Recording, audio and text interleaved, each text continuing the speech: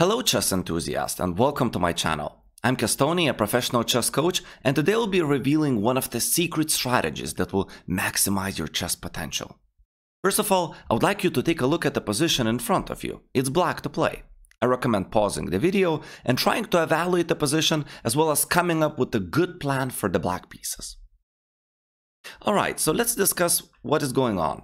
First of all, it seems that black is quite stuck with their options and white is clearly better in my opinion. While white can improve their position slowly with moves like f3, perhaps the dark square bishop to e3, then maybe they could double up the rooks on the d file, black doesn't have active play in the meantime. In order to help black out, let's ask a very important auxiliary question. What are the key pieces that we or they would like to trade? This could be either a bad piece of ours, or it could be a very good piece of theirs.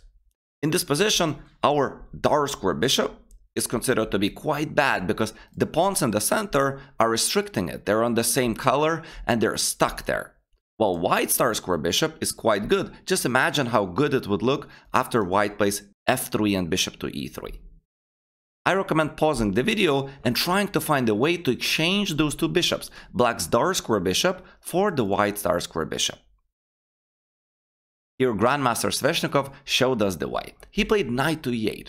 The reason why they like knight e8 is because this knight is going to be guarding the pawn on d6 that the white's queen is aiming at. So instead, if we go knight d7, we cannot go bishop g5 without losing the d pawn afterwards. After knight e8, white occupied the square on d5 with their knight. Black played bishop to g5, and now there is nothing that white could do to not exchange good bishop of theirs for the bad bishop of black's. We had the trade happening, and black's position is much easier to play. After white played b4, in the game Sveshnikov played f5, and as you can see, black is generating some active play. Even better would have been to take this knight with the bishop.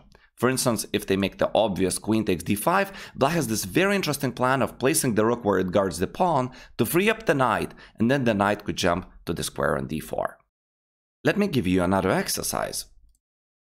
Take a look at this position. This time it's white that is clearly better. We have undisputed space advantage with the pawn on d5. You could see that black's minor pieces are really lacking a lot of room. The black's dark square bishop is terrible, the knight on g6 isn't gonna go anywhere, and the knight on b8 will only have to be satisfied with the square on d7.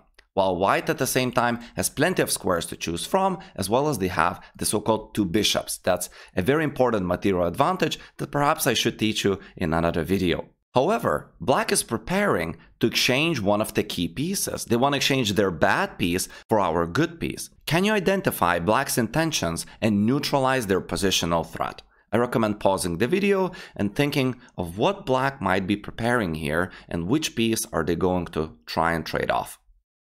So if we're just playing casually in this position, for example, with bishop to d3, opponent would play bishop e7 and bishop g5. So for example, let's say we castle, they're going to be playing bishop g5. That's our bad bishop again, right? Because the pawns are stuck on the dark. And that's our good bishop because our pawns are on opposite color. So after this trade, even though white still is better, there are some arguments that we could be making in the black's favor. For example, the position is closed, that's why the knights tend to be better. You also have the bad bishop, plus grandmasters say that queen-knight combination is better than queen-bishop. Instead, white could identify this positional threat of opponents and play a prophylactic move g3, followed by an amazing move h4. And now black is going to be stuck with their bishop in a passive position. The game continued with castling, white played bishop to d2, and later white took advantage of the weak square on f5 by maneuvering the knight to that square. You can see that the position plays itself, white plays h5 and prepares this overwhelming kingside attack. Knight to f5 followed by h6, and here already black has to resign because we're threatening to take on g7, and the obvious move g6 is just met with knight takes e7, followed by bishop g5, and the piece on f6 is lost. If you enjoyed the video, considering hiring me as your personal online chess coach, thank you for watching, and I will see you in the next class. Bye bye.